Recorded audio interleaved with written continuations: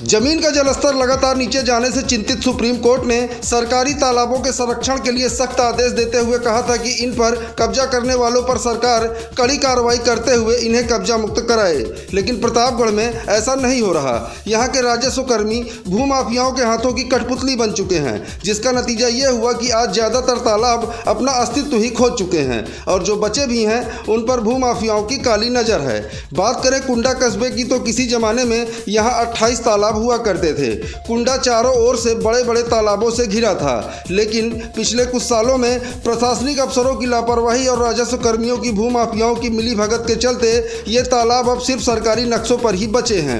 ज़्यादातर तालाबों को भूमाफियाओं ने पाट कर करोड़ों रुपए में बेच दिए, चाहे वो लगभग 4 बीघे के रकबा वाला कबरियागंज का सरकारी तालाब हो या फिर सरयू नगर का सरकारी तालाब।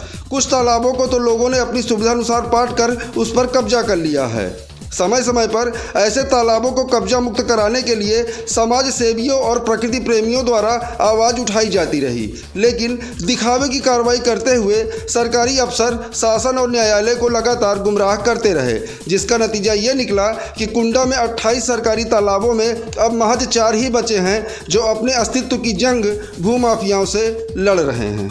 सुप्रीम कोर्ट के आदेशों को लगातार राजस्व कर्मी पलीता लगा रहे हैं। मामला प्रतापगढ़ जिले के कुंडा कस्बे का है, जहां किसी ज़माने में 28 तालाब हुआ करते थे, अब महज 4 ही बचे हैं। कारण भूमाफियाओं की काली नज़र इन तालाबों पर पड़ी तो ये तालाब पाट करके करोड़ों रुपए में बेच दिए गए, जिसका नतीजा ये निकला कि आज कुंडा तालाब विहीन हो चुका है। जहां किसी ज़माने में 28 तालाब हुआ करते थे, वहां अब महज 4 ही तालाब बचे हैं। अब ऐसे में ये कहना गलत नहीं होगा कि योगी सरकार के अफसर उन्हीं के आदेशों को पलीता लगा रहे हैं और सरकार के साथ साथ सुप्रीम कोर्ट को भी गुमराह कर रहे हैं।